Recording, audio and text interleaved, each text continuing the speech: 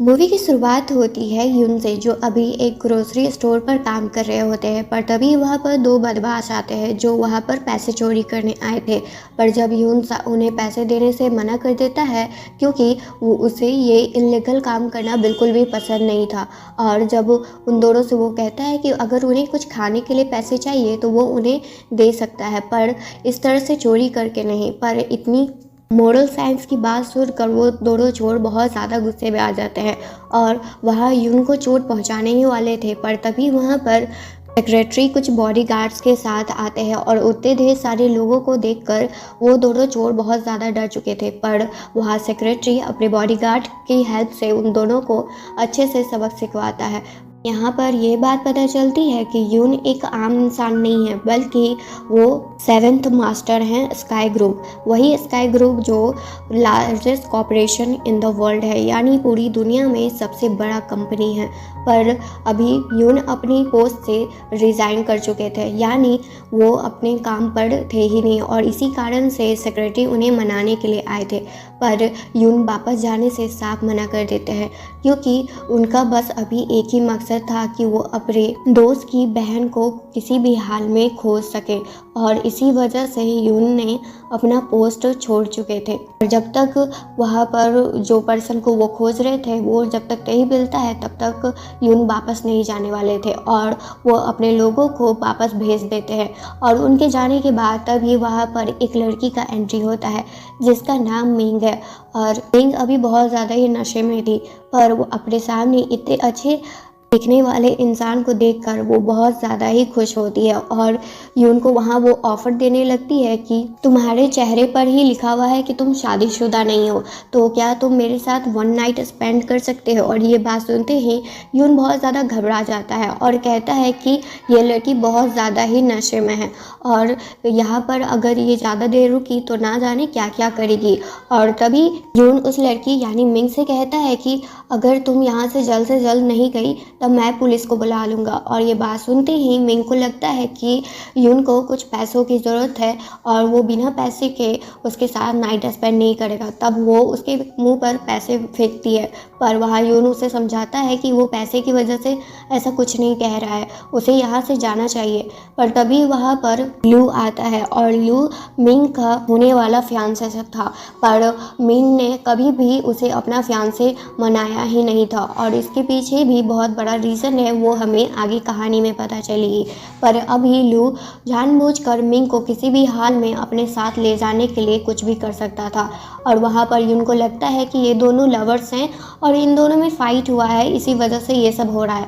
और वो बिना कुछ जाने मिंग को ज़बरदस्ती लू के पास भेज देते हैं, और फिर उसके बाद जब लू मिंग पर हाथ उठाता है तब यून को पता चलता है कि किस तरह से मिंग के साथ लू बिहेव कर रहा था। और ये सब देखकर उन्हें साफ दिख रहा था कि मिंग बहुत ज़्यादा ही खतरे में है, और वो तुरंत मिंग को वहाँ पर लू से बचाते हैं। पर वहाँ लू बहुत ज़्यादा अब गुस्से में आ जाता है, क्योंकि उन्हें ये बात बिल्कुल भी पसंद नहीं थी कि मिंग और उसके बीच में कोई तीसरा बंदा आए। और वहाँ पर लू आने से पहले मिंग को वार्निंग कर देता है कि वो चाहे कुछ भी कर ले, पर वो उसके लाइफ से किसी भी तरह से नहीं निकल सकती है, और लास्टली उससे ही शादी करनी होगी। पर वहाँ मिंग गुस्से में कहती है चाहे कुछ भी हो जाए, मुझे रास्ते के भिखारी से ही क्यों ना शादी करना पड़े, पर मैं तुमसे कभी शादी नहीं करने वाली हूँ। और वहाँ पर लू यून से लड़ नहीं सकता था, तो वो अपने आदमियों के साथ वहाँ से चला जाता है। पर लू के जाने के बाद वहाँ पर मिंग वापस से यून से पूछती है कि उसने आखिर क्या सोचा है, जो डिसीज़न उसने कुछ देर पहले उसे लेने के लिए कहा था। पर ये बात सुनते ही यून थोड़ा सोचने लगता है कि अभी ये इतनी बड़ी मुसीबत में थी, फिर भी उसे बस यही सब दिख रहा है। पर इतना बोलते ही मिंग तो वहीं पर बेहोश हो जाती है, और उसके बाद यून को ना चाहकर भी उसे अपने घर लाना पड़ता है। और जब वो उसे रेस्ट करने के लिए अपने बेडरूम में उसे सोने के लिए देता है, फिर उसके बाद जब बाहर आकर अपने दोस्त के फ़ोटो को देखते हुए कहता है कि ना जाने तुम 5 साल पहले मुझे इतनी बड़ी रिस्पॉन्सिबिलिटी आखिर क्यों दे के गए, वो भी अपनी बहन को प्रोटेक्ट करने के लिए। पर ना जाने अभी आखिर वो है कहाँ पर। फिर उसके बाद तभी वहाँ पर मिंग होश में आ जाती है और वो आते ही यून के पास आती है और उसे फिर से उसके साथ नाइट स्पेंड करने के लिए कह रही होती है, पर वहाँ पर यून साफ उसे मना कर रहा था। पर तभी उसे ये बात पता चलती है कि मिंग अभी अपने पूरे होशो आवाज में नहीं है और वो अपने आप को यून पर थोप रही थी। पर उसी बीच में यून मिंग के कलाई पर वही बर्थमार्क देख लेता है जो 5 साल पहले उनके दोस्त ने वो बर्थमार्क के बारे में अपनी बहन के कलाई पर बताई थी।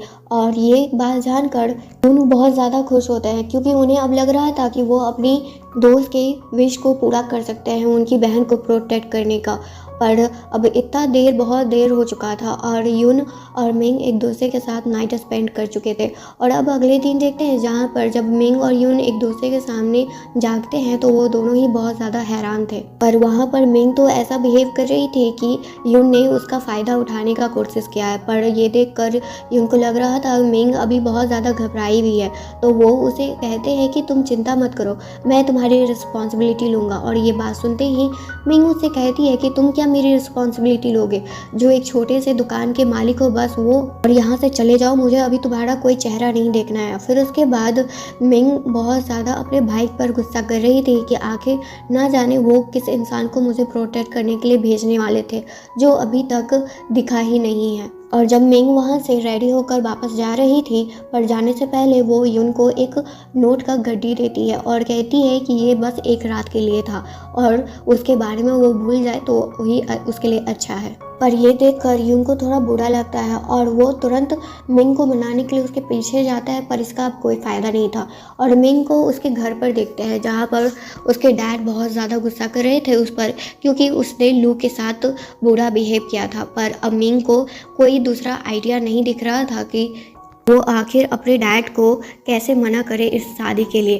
पर जब मिंग वहाँ अपने बॉयफ्रेंड के बारे में बताती है, यानी यून के बारे में ही, वो अपने फादर से झूठ कहती है कि यून उसका बॉयफ्रेंड है और उसने अपना फर्स्ट टाइम उसे दे दिया है। और ये देखकर और वहाँ पर उसके डैड बहुत ज़्यादा ही गुस्सा करते हैं उस पर, क्योंकि वहाँ पर उसके डैड बस ऐसा इसलिए कर रहे थे अपनी बेटी का शादी उस लू जैसे इंसान के साथ क्योंकि उन्हें अपनी कंपनी को बचाना था। और जब मिंग उनकी कोई भी बात नहीं मान रही थी तब वहाँ पर उसके फादर उसे इमोशनली ब्लैकमेल करने लगते हैं और चाहते थे कि मिंग उनकी सारी बातें मान जाए और वो लू से शादी कर ले। पर वहाँ पर मिंग स्ट्रॉन्ग बनते हुए अपने फादर को साफ मना कर देती है कि वो उनकी किसी भी बात में हाँ मिलाने वाली है। और ये बात सुनकर उसके फादर उस पर और गुस्सा करते हैं, पर वहाँ पर मिंग उन्हें छोड़कर चली जाती है।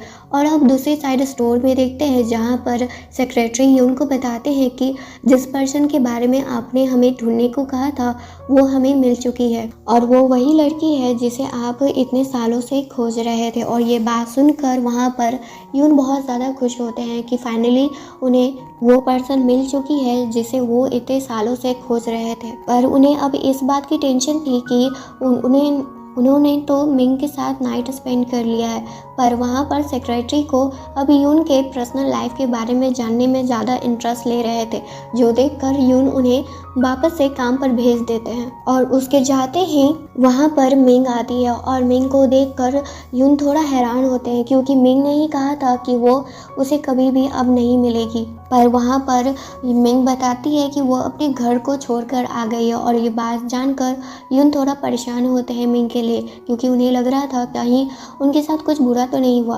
पर वहाँ पर मिंग अपने ट्रबल्स के बारे में ज़्यादा कुछ तो नहीं बताती है, पर उन्हें कहती है कि वो यहाँ पर काम करने आई है और वो उनके फ्री के पैसे नहीं मांग रही है। जिसको सुनकर वहाँ यून थोड़ा हैरान होते हैं क्योंकि इतने घर की बड़ी बेटी आखिर वहाँ छोटे से स्टोर पर काम भी कर पाएगी। पर वहाँ पर मिंग को काम के प्रति डेडिकेशन देखकर वहाँ पर यून उन्हें काम पर रखने के लिए मान जाते हैं। और फिर उसके बाद कुछ समय बाद देखते हैं जब मिंग अपने काम को सीख रही होती है, पर अभी भी वो उनमें ज़्यादा अच्छी नहीं थी। पर उसी बीच में मिंग के पास वो उनके फादर का कॉल आता है और उन्हें मजबूरन वहाँ से जाना पड़ता है। पर वहाँ जाने से पहले मिंग यून को उनकी हेल्प करने के लिए थैंक यू कहती है। पर अब यून को मिंग का टेंशन हो रहा था, तो वो अपने सेक्रेटरी को इसके बारे में पता लगाने के लिए कहते हैं कि आखिर मिंग के लाइफ में और उसके फैमिली ग्रुप में क्या चल रहा है। जिस पर वहाँ पर सेक्रेटरी उन्हें बताते हैं कि वहाँ आज उन्हें एक लू फैमिली के पार्टी में जाना है, जो वही इंसान है लू जो मिंग से शादी करने के लिए कुछ भी कर सकता था। पर यहाँ पर तो यून को मिंग के लिए टेंशन हो रहा था, क्योंकि वो ये काम अच्छे से समझ रहा था कि उसकी फैमिली उसकी शादी ज़बरदस्ती करा रही है, वो भी बस अपनी कंपनी को बचाने के लिए, और वो मिंग के साथ ऐसा होने नहीं दे सकते थे। फिर उसके बाद अब दूसरी जगह पार्टी में देखते हैं जहाँ पर लू अपने दोस्तों के साथ ड्रिंक करते हुए मिंग का मजाक बना रहा था और उसके फैमिली का भी, क्योंकि उन्होंने जानबूझ के मिंग के फैमिली के बिजनेस को गिराने की कोशिश की है, ताकि वो अपनी बेटी यानी एक लौती बेटी को वो उनके हवाले कर दे। पर तभी वहाँ पर यून आते हैं और यून अपने सिंपल से ड्रेस में ही आए थे, जिसकी वजह से वहाँ पर लू के बॉडीगार्ड उन्हें अंदर आने नहीं देते हैं, क्योंकि उन्हें लग रहा था कि ये इतने बड़े पार्टी में आखिर इस जैसे भिखारी का क्या काम है, और वो उनका इंसल्ट करने लगते हैं। पर वहाँ पर यून उन दोनों को अच्छे से सबक सिखाते हैं, और जो देखकर लू को थोड़ा गुस्सा आ जाता है, क्योंकि वो अपने ईगो पर ले लेता है। फिर उसके बाद जब लू यून को बुली कर रहा था, तभी सही टाइम पर वहाँ पर मिंग आती है और वहाँ सभी लोगों के सामने यून को अपना बॉयफ्रेंड कहकर सभी के सामने बुला रही थी, जो सुनकर वहाँ पर लू बहुत ज़्यादा गुस्सा हो जाता है, क्योंकि उसकी शादी उससे होने वाली थी और आज उसे पता चलता है कि जो इंसान उसके सामने खड़ा है वो तो उसकी होने वाली फियांसी का बॉयफ्रेंड है। और इसकी वजह से लू मिंग और यून का दोनों का इंसल्ट करने लगता है। पर तभी वहाँ पर लू के फादर आते हैं और ये सब तमाशा देखकर उन्हें बहुत ज़्यादा गुस्सा आ रहा था, और साथ ही वो मिंग को वार्निंग देते हैं कि जो भी वो तमाशा कर रही है उसका बुरा असर उसके कंपनी पर पड़ सकता है। और जो सुनकर मिंग को थोड़ा घबराहट होने लगती है कि कहीं सही में उसकी फादर की कंपनी उसकी वजह से बर्बाद ना हो जाए। पर वहाँ यून मिंग को कहते हैं कि तुम टेंशन मत लो किसी भी बात का, क्योंकि मैं यहाँ पर बस तुम्हें प्रोटेक्ट करने आया हूँ। और वो अपने बात को साबित करने ही वाले थे, तभी उससे पहले लू के फादर यून का बुराई करने लगते हैं, और साथ ही वहाँ पर लू और उसके दोस्त लोग भी वही काम कर रहे थे। पर उस पार्टी के बीच में वहाँ पर सेक्रेटरी आते हैं अपने बॉडीगार्ड के साथ, और ये देखकर वहाँ पर सभी लोग हैरान थे, क्योंकि वो सेक्रेटरी को अच्छे से जानते थे कि वो किस ग्रुप से आए थे, यानी स्काई हाई ग्रुप से, जो इस दुनिया का सबसे बड़ा ग्रुप है। और उसके इकलौते मालिक यानी 7th मास्टर मिस्टर यून थे। और ये जानकर वहाँ सभी लोगों की तो सिटी पिट्टी गूल हो जाती है और उन्हें अपने किए हुए कामों पर बहुत ज़्यादा पछतावा होने लगता है। पर वहाँ पर सबसे ज़्यादा हैरान तो मिंग थी, क्योंकि उसे समझ नहीं आ रहा था जिस इंसान को वो अपना बॉयफ्रेंड कह रही है कि कहीं में वो स्काई लैब ग्रुप के 7th मास्टर हैं। पर वहाँ पर सेक्रेटरी उन सभी को अच्छे से सबक सिखाती है, और वहाँ तो लू के फादर अपने घुटने पर बैठकर यून से माफ़ी मांगने लगते हैं, और साथ ही मिंग से भी। और वहाँ मिंग को ये बात भी पता चल जाती है कि लू के फादर ने ही उसके फादर की कंपनी को जानबूझकर इतने बुरे हाल में लेकर आ गए हैं। फिर वहाँ से यून मिंग को ले जा रहे थे, पर जाने से पहले अपने सेक्रेटरी को कहते हैं कि इन सभी को अच्छा सबक सिखाने के लिए। फिर अब कार में देखते हैं जहाँ पर यून मिंग को ही ध्यान से देख रहा था, और वहाँ मिंग उन्हें आज की हेल्प करने के लिए उन्हें थैंक यू कह रही थी। पर उन्हें एक बात पर ज़रा से भी अब भरोसा नहीं था कि यून 7 मास्टर हैं, और उन्हें लगता था कि बस यून ये सब नाटक किए हैं ताकि वो मिंग को बचा सके। फिर उसके बाद उनके पास यानी मिंग के पास उनके फादर का कॉल आता है, जो उन्हें जल्द से जल्द मिलने के लिए बुला रहे थे, क्योंकि जो भी उस पार्टी में तमाशा हुआ था वो उनके पास वो खबर चली गई थी। फिर उसके बाद यून को बाय कहकर मिंग वहाँ से चली जाती है, और साथ ही यून और सेक्रेटरी आगे की प्लानिंग के बारे में बात कर रहे होते हैं। और दूसरी साइड लू और उसके फादर को देखते हैं, जो अब बहुत ज़्यादा ही परेशान थे, क्योंकि उनके सर पर इतनी बड़ी मुसीबत आ गई है जो स्काई हाई ग्रुप का है। और दूसरी तरफ जिसे वो अपनी पैर की जूती समझ रहे थे वो भी उनके हाथ से जाने वाला था। पर वो दोनों इतनी आसानी से हार मानने वाले में से नहीं थे, और लू तो बिल्कुल भी मिंग को आसानी से जाने देने वाला नहीं था, क्योंकि वो तो उसे अपनी मिस्ट्रेस बनाना चाहता था। और वो वहाँ पर तो अपने फादर को ये बात यकीन दिलाने में सफल हो जाता है कि जो भी यून आज वहाँ पर तमाशा किया था वो सब नकली था, वो कोई सेवन मास्टर नहीं है। और उसके फादर उसकी बात पर भरोसा कर लेते हैं। और दूसरी साइड देखते हैं जहाँ लू पहले से ही मिंग के घर पर आया हुआ था और मिंग के डैड उसका खातादारी कर रहे थे। और ये सब देख कर मिंग को बिल्कुल भी पसंद नहीं आता है और वो उसे जाने के लिए कहती है, पर वहाँ पर लू उसे वार्निंग देता है कि लास्ट वो भी कि अगर वो अब शादी से मना की, यानी उससे शादी करने से मना की, तब वो भूल जाए कि उसके फादर जिंदा रहेंगे या उसकी कंपनी। नहीं तो अगर उसका मूड खराब हुआ तब वो दोनों ही उस वर्ल्ड में नहीं रहेगा। और ये सब सुनकर मिंग बहुत ज़्यादा ही घबरा जाती है और डर की वजह से वो वहाँ पर कुछ भी नहीं कह पाती है। और दूसरी साइड यून बहुत ज़्यादा परेशान थे क्योंकि मिंग उसके बाद से उन्हें कोई कॉल नहीं की थी, क्योंकि जाने से पहले मिंग ने उनसे कहा था कि वो उन्हें कॉल करेगी और उनके बारे में बताएगी। पर अब कोई कॉल आने की ना वजह से वो थोड़ा परेशान हो जाते हैं और वो अपने सेक्रेटरी से कहते हैं इसके बारे में पता लगाने के लिए। फिर उसके बाद यून अब मिंग के घर पर सीधे जाते हैं और उन्हें आज शादी के लिए प्रपोज करने वाले थे, पर उससे पहले ही मिंग के डैड उसे वार्न करते हैं कि अब सब कुछ ठीक होने वाला है, तो कोई नया तमाशा क्रिएट ना हो तो तुम्हारे लिए ही अच्छा होगा।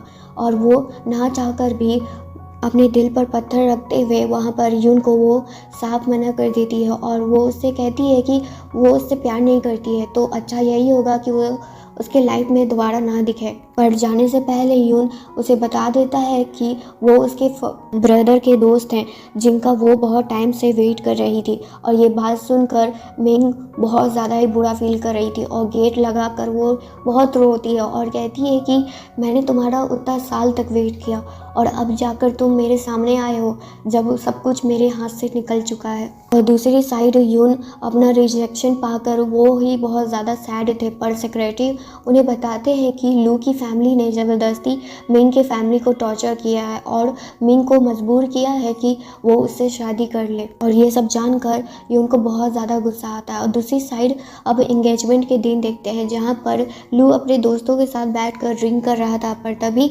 आज यून अपने असली रूप में वहाँ पर प्रेजेंट होते हैं और कहते हैं लू से पहले आसानी से उससे कहते हैं कि तुम अच्छा यही होगा तुम्हारे लिए कि तुम मेरी मिंग को मेरे हवाले कर दो, नहीं तो तुम्हारी कंपनी नहीं बचेगी। पर वहाँ पर अब लोग ज़रा सा भी बेवकूफ़ नहीं बनने वाला था और उससे कहता है कि तुम अपना ये नाटक करना बंद करो, क्योंकि मैं अच्छे से जानता हूँ कि तुम पिछली बार नाटक कर रहे थे। और ये सब सुनकर सेक्रेटरी को बहुत गुस्सा आता है क्योंकि वो अपने बॉस का बुराई नहीं सुन सकता था। पर तभी वहाँ पर लू के फादर आते हैं और वो भी अपने बेटे के साथ मिलकर वहाँ पर यून का इंसल्ट कर रहे थे और उन्हें जरा सा भी ये बात का भनक नहीं था कि वो कितनी बड़ी गलती कर रहे हैं। पर तभी सही टाइम पर वहाँ पर मिंग आती है, पर यून को ही वो डांटने लगती है और कहती है कि मैंने तुमसे पहले ही कहा है कि मैं तुमसे प्यार नहीं कर सकती और ना ही मैं अपनी लाइफ तुम्हारे साथ बिता सकती हूँ, तो तुम्हारे लिए यही अच्छा होगा कि तुम यहाँ से चले जाओ। और वहाँ पर मिंग का साथ उसके फादर भी दे रहे होते हैं। पर वहाँ पर एक सीनियर सिटीज़न आते हैं जो वहाँ पर बहुत ज़्यादा ही बड़े पोस्ट पर थे, पर यून से नहीं। और वो यून को देखते ही अपने घुटने पर बैठ जाते हैं और अपनी गलती के लिए माफ़ी मांगते हैं, क्योंकि वहाँ पर जो सिचुएशन चल रहा था उसे एक पल देखते ही उन्हें पता चल गया था कि ये सब तमाशा क्या हो रहा है। और इतने बड़े आदमी को यून के सामने घुटने देखकर लू के फादर और लू खुद ही बहुत ज़्यादा हैरान होते हैं।